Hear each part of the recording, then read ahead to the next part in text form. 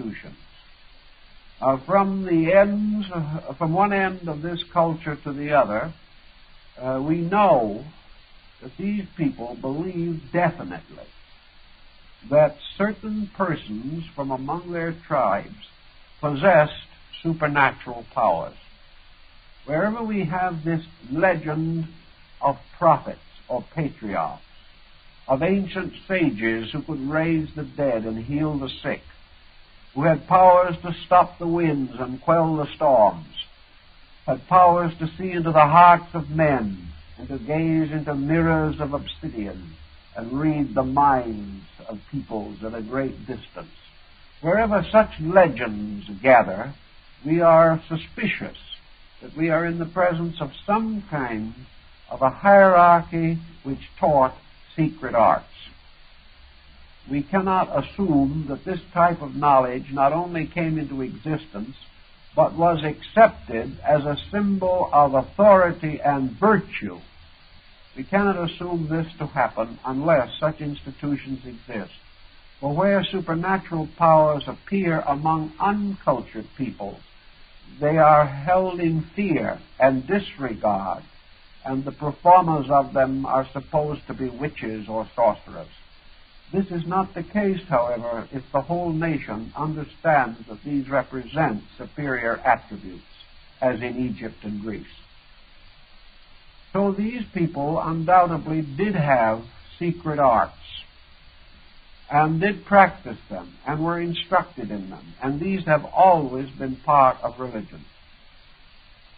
So in the mysteries of Habalba, practiced or described in the Popol Vuh, as taking place in a remote and mysterious temple in the wilderness, we are certainly in the presence of one of these initiation systems.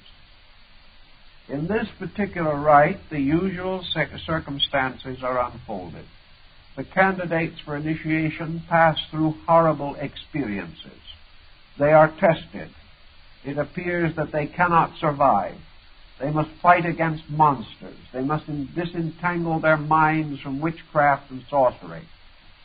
They must remain true to their principles and hold their courage against the most terrible temptations. And finally, having gone through experiences as fantastic as anything described in the Arabian Nights entertainment, which incidentally is a similar kind of work, these candidates, accepted finally into the temple as having proved themselves, their characters and their resolutions, were then feasted, brought into the presence of a blessed spectacle, were given honor and recognition, and were safely rescued from all their difficulties. In other words, it is the typical story of man journeying through the underworld of ignorance in search of light, and finding this light by means of an organized institution, a priestly school, in which the secrets of the soul were communicated to those entitled to receive them. That such institutions existed throughout the Mayan complex, we know. We know also that from the records of these people, that their legends and their lore remind us much of the legends of the prophets of ancient Israel and other parallel culture groups. Lord Kingsborough was of the opinion that some early Christian apostles or evangelists must have reached the Western Hemisphere in the first century and have been responsible for some of these beliefs. And he even suspects that Quetzalcoatl, the savior god of Mexico, who is described as a fair person, mitred, and wearing a robe adorned with crosses, might possibly have been one of the apostles who went forth perhaps for some entirely different region, but was cast by adverse conditions upon the shore of the Western Hemisphere. That such a thing could have occurred is possible, for up to the present time we have no accurate report on the lives of 6 or 7 of the 12 original apostles. So we don't know too much about this. Anything might be possible. If St. Thomas reached India, Why could not some other early saint have reached the Western Hemisphere? It is also possible that it would have been feasible for some Christian who had reached deep Asia to make the journey to the Western world. It is known that the Chinese reached the coast of California sometime in about 300 BC, bringing with them certain plant life and other living forms which are not to be found here, and leaving several engraved stones along our seaboard, some of which are still in existence.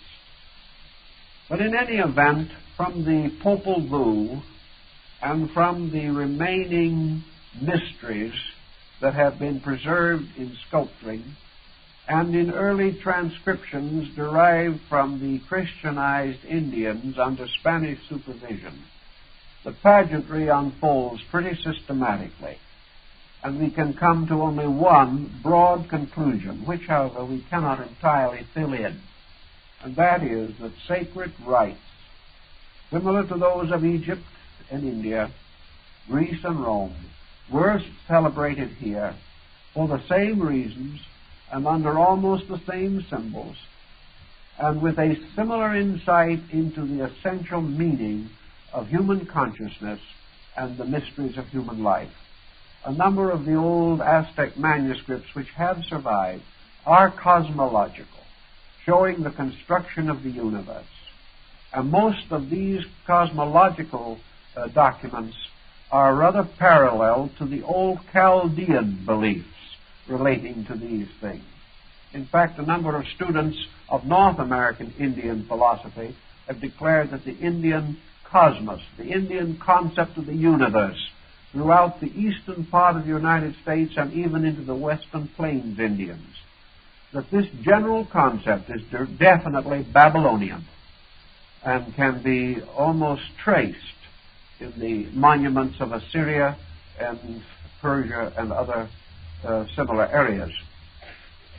Now, with this thinking, we can turn from the Maya, which certainly possessed the highest form of this culture, to a brief thought concerning the Aztec further to the north. We know that the Aztec was the spiritual child of the Maya. The Aztec had not yet developed a full written language, but was moving toward it very rapidly at the time of the conquest. The Aztec was a more warlike, more sanguine temperament than the Maya. He was a more aggressive man by nature. But even with all this aggressiveness, he had a certain sense of honor and a certain integrity. And I think that the so-called savagery of these people has been largely exaggerated by the Spaniards, who insisted on finding some justification for trying to exterminate them. Actually, if the truth were known, these people had many good points, although it is possible that, like many other peoples who are in a semi-savage state, that they practice certain destructive excesses. But their religious system was founded again upon the cult of Quetzalcoatl, the feathered serpent. We know that their morality among their own people was excellent. We know that they had good laws and that they administered them justly. We also know that their rulers were also priests, that it was a theocratic state, that they surrounded themselves with philosophers, scholars, mystics, psychics, astrologers, and others of similar caliber, and that the government was administered in harmony with the spiritual leadership which governed and directed the people. We know also from contemporary records that these seers and astrologers accurately predicted the coming of the Spaniards long before they arrived, and warned the Emperor of Mexico to prepare himself. But the Mexicans had really no way of preparing themselves, because they had no idea whatever as to the propensities of the stranger. They were not prepared to defend themselves against him. They had nothing to compare to his horse or his gun. And it is said that the Western Hemisphere was captured or was finally conquered by a horse and a blunderbuss. These things the Indians could not cope with. But in any event, these Indians in the northern regions likewise had a religion that was essentially morally just. They had a belief in this deity, Quetzalcoatl. They believed him to be a master artisan. And if they had a cult that can be paralleled to anything that we know of in the old world, perhaps it would be paralleled to the Dionysian artificers of the Greeks. The cult of Quetzalcoatl was the cult of the artificers. He was represented most anciently in a long robe. He was a master of workmen. He carried with him the power to melt and work metals. He was a master architect. He could prepare and design buildings. He was indeed a kind of combination of the Greek artificer and the medieval European guildmaster. It is said even by the Spaniards that the men who brought with him belonged to a guild, and that these guildsmen were the ones that introduced into this area the making of fine jewels, the making of beautiful ornaments, the casting of metals for the adornment of temples and palaces, and for the adornment of persons. That these same ones also built all kinds of devices, instruments, and machines, that they were skilled in invention, and that under their tutelage these people learned how to build cities, to bring water to them, to create sewerage, to orient their buildings, to achieve the penetration of light into the inner rooms of a building through careful reflection of light from slanted walls, that they were able to drain their buildings so that a cup of water placed on the top of the most complicated edifice would ultimately drain to the ground. All of these things showed a highly advanced skill. Where did this man come from?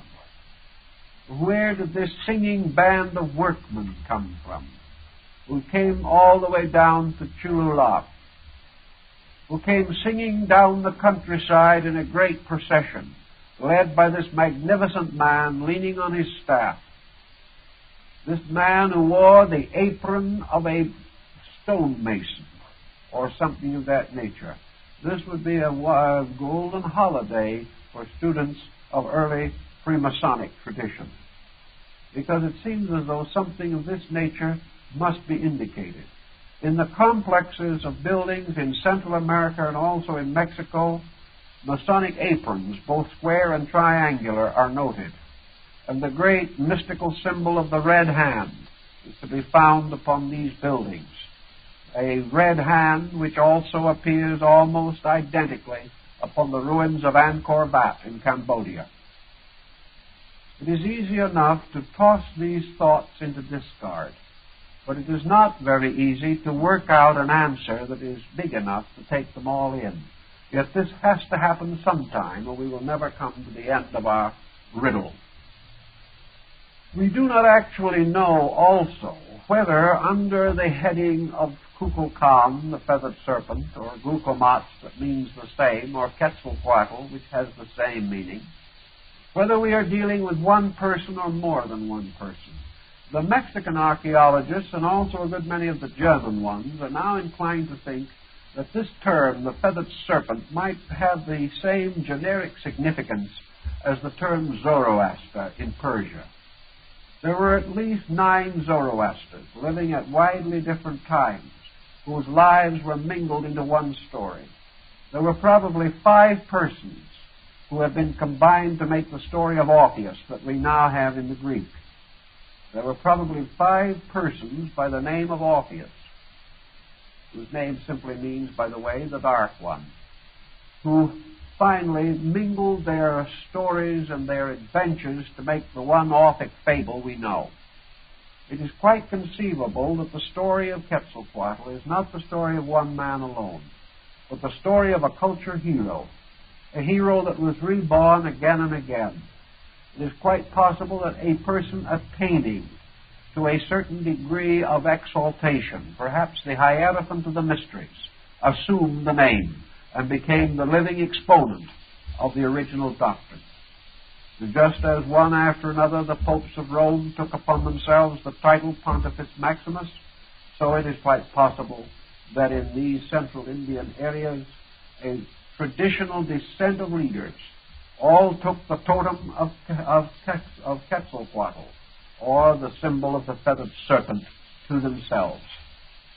In any event, when we go into this area around Mexico City, particularly at the pyramids of the sun and moon at San Juan Teotihuacan, the monuments there would imply a greater antiquity than we are inclined to assume. The American archaeologists say they were built about 1,200, 1,500 years ago.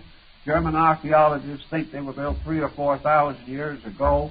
And some of the Mexican archaeologists I have talked to about it shrug their shoulders in typical Latin manner and say, well, maybe 6,000, maybe 8,000 years, who knows? So the situation here is not exactly clear either. The old records of the Mexican people, like the records of the Egyptians about their pyramids, are fairly concise, however. The earliest records of the Mexicans imply that these were already prehistoric and forgotten monuments. No one knows who built them. In the earliest mentions of these pyramids, it is said that gods made them. In the earliest mentions of the Egyptian pyramids, they were the tombs of gods. So their actual age is hard to say. Perhaps they were long before the coming of even the hypothetical and extremely mysterious Toltecs. In any event, these buildings stood. And some of the older mazes perhaps also had the ornaments and symbols of the feathered serpent. One of these symbols was smuggled out of Mexico not too long ago after being stolen from one of these temples and offered for sale here in the United States. It was a figure of Quetzalcoatl, supposedly from one of the pyramids of the San Juan complex. So it's possible that we are dealing with a combination of factors. That this deity represents an archetypal concept of God.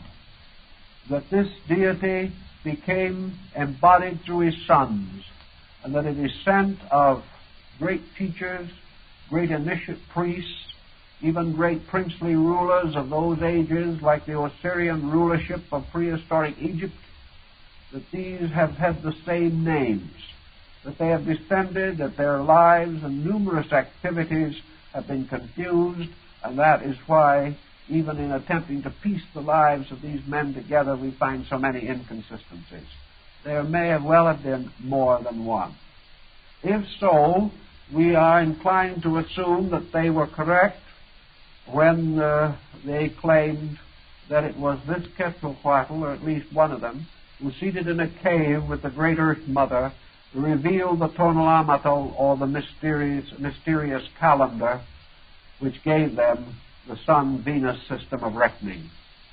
For it is true in this calendar, the calendar of Central America, that you can identify correctly any day of any year for hundreds of thousands of years with almost no difficulty whatsoever through a series of interlocking calendar devices. We have never developed anything like it in our culture whatever. It is again attributed to the god of the feathered serpent. All these things point to part of this initiate culture.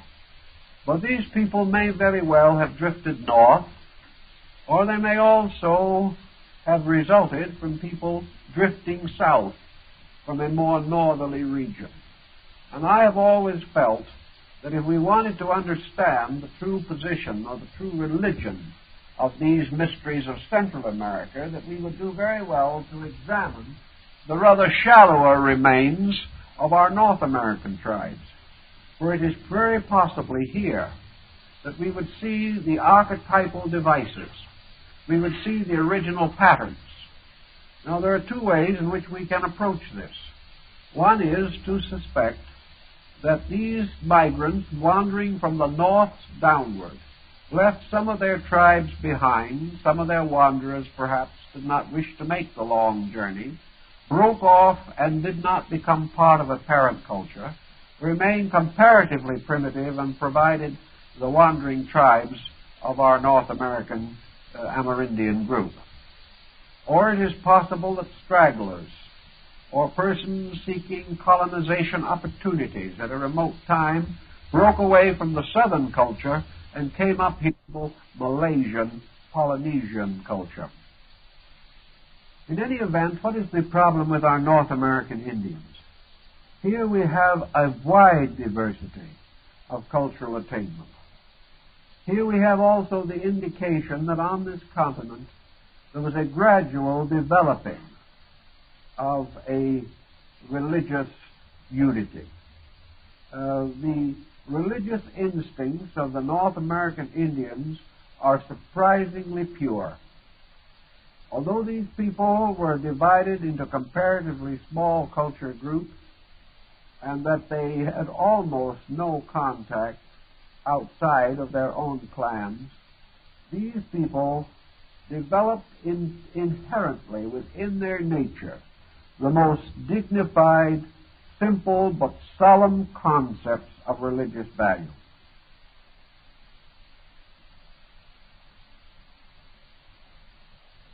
In the entire American Indian complex, there emerges the archetypal, primordial, and inevitable priesthood.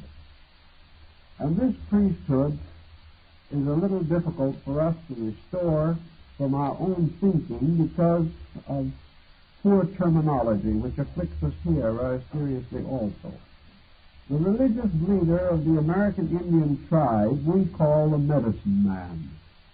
It is a miserable term with no meaning that is comparable to the importance of his position. He was not one of these Indians that wandered around under servitude to some white vendor of patent medicine. The American Indian medicine priest, or whatever we want to call him, anything we really call him, no one will know what we mean unless we say medicine priest, was actually a holy man. He was a saint. He was the hierarchy. He was the agent of deity upon earth for the small world in which he lived. For some reason, nearly all American Indian culture groups divided themselves into three orders, a pattern still followed in the caravans that go across the desert of Mongolia. The moment a caravan is formed, it elects three leaders. In every American Indian tribe, there were three leaders. One was the overchief, the supreme ruler of the tribe. The second was the war chief, who had to do with the protection of the people against their enemies and against the emergencies of hazardous events and circumstances. And the third was the medicine chief. And the medicine chief was the priest who counseled. And it was rare indeed that a war chief or even the supreme chief of a tribe would make any important action without consulting the medicine priest. We know, for example, that when we see a Christian priest of the older days in his full canonicals, we find him robed. We find him, therefore, wearing, as was customary among most religions, the androgyne garments of both man and woman.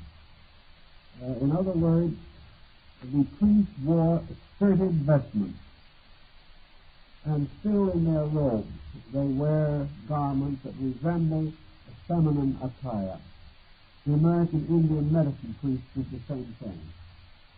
They said among those tribes that the reason for this was that he must be distinguished from other persons so that if by a chance, the tribe was attacked by an enemy, the enemy would not accidentally kill the priest. He was supposed to be inviolate. He was not a warrior. He could never carry arms. But his counsel was considered to be as important to the vanquished and the victor, and he must not be injured in any combat. To do anything to him would be to bring down the wrath of heaven. The medicine priest, therefore, lived in a universe consisting, as he himself expresses it, and I have talked to several about it. I have known medicine priests. I have discussed their philosophy with them. And it is very simple. The universe is divided into three parts, corresponding to heaven, earth, and hell. This they knew long before any white man came here. The three regions of Chaldea, Babylon, and of the ancient Jewish writers. The upper supreme region, the overworld, was the abode of the Manidos, the great spirits. And who were the great spirits, the rulers of the world? The great spirits were the counsel of the eternal Father. For over all peoples, for over all the world, there must finally be one Father. And these Indians did not worship a polytheistic concept essentially. They did not worship many gods any more than the Brahmin or the Buddhist does. They worshiped attributes. They worshiped beings who personified or exemplified various aspects of the supreme deity. This supreme deity they did not know, they did not understand. They admitted this. They could not know this deity according to its essence. They could only know it according to its manifestations. And the primary manifestations of this deity were other deities, which had control over the sky and the stars and the sun and the moon. Therefore, these became the symbols of the supreme, invisible cause of all life. Here also, somewhere far above the heavens, in some mysterious abode, was the great medicine lodge. And as you listen to an old Plains Indian telling you about the great medicine lodge, you cannot help but think of the mysterious legends of the Gobi desert of Mongolia and of the temple of Shambhala that rises in the midst of the everlasting sand. The medicine lodge of the Indian is the seat of universal government. The medicine lodge is the place where the elders, the great ones, the Manidos who serve the eternal, sat in solemn council around the council fire, and each one smoked the calumet, or the pipe of peace, and the altar of incense unto the Most High. And here these grave and ancient ones labored forever, that their children upon the earth might be led in righteousness and virtue. And it was one Indian that I talked to, as he explained it to me, smiled and said, of course we realize that this great medicine lodge and these great gods and this great Father who is beyond all, that these do not belong to us. They're not just Indians. This is the government of the whole world. We explain it for our own people. It's the great one who sits above the Manidos, who is the invisible presence around the council fire. He is not any more Indian than he is anything else. He is life. He is the great one. And wherever people are, anywhere on earth, he is also their same Father. You know, he got around to something we haven't caught up to yet. Namely, that all these things really are names for something that is universal. And out somewhere in the windy Dakotas, they realize this. But in the great cities of our churches, they do not know it yet. Perhaps these Dakotas give better air. This heaven world is then guarded by a great being. And this great being is the thunderbird, the phoenix. He is a kind of winged creature, perhaps like the cherubs that guarded the gates of Solomon's house. And this thunderbird is the messenger. And every time he flashes his eyes, there is lightning. And when he rubs his great wings together, there is thunder. This is the mysterious messenger between heaven and earth. This is the phoenix, the symbol of the regenerated human soul, the symbol of the truth in man, which is the bridge between earth and heaven. The second region of these Indians, below the sky, is the great expanse of nature itself. Here is the human world. Here is the earth that has been given to man, as old Chief Seattle said. We are the creatures who have been given the right to make this world beautiful. And most of all, as the Indian says, we have the right to leave this world as good as we found it. And we shall do no evil to it. We shall never injure it. We shall never exploit it. We shall not tear down its trees or corrupt its earth. We will not pollute its waters or its air. We will keep them pure for those who come after us. Because if those who came before us had not kept them pure, we could not live here today. So to keep this good earth pure is very important. And to realize that it is large enough for many tribes, for many herds of buffalo, so that all men might have enough, but never large enough for any man to waste anything. Never to kill for sport, never to injure for intent, but always to use wisely and lovingly. And if we must take life, to pray to that life that it will forgive us for what we have had to do. Always thoughtfulness, always care, always prayer, always song to the sunrise, and always the strong song that is sung by the brave man when his time comes to die. This is the simple morality of a powerful cultured group, a great people. And it was worked out upon the broad plain of the earth with its mountains and its valleys. And if there was a sacred place somewhere on this earth that corresponds to the Eastern concept in some sacred island in the Gobina, this in the west was the place of the red stone pipe quarry. Here it was that the pipe stems were quarried by all the tribes, in order that they might make the pipe of peace, which is the symbol of their altar. And no matter how much war there might be among tribes, or how either men guarded or discarded each other, they must always enter into the place of the pipe quarry in brotherhood. For this was the place that the Great Spirit had set aside for men to make the symbols of their religion. And these must be guarded and served always with respect and supremacy. In the presence of their God, no men could raise their arms in violence. Then below the earth there was another world, a strange world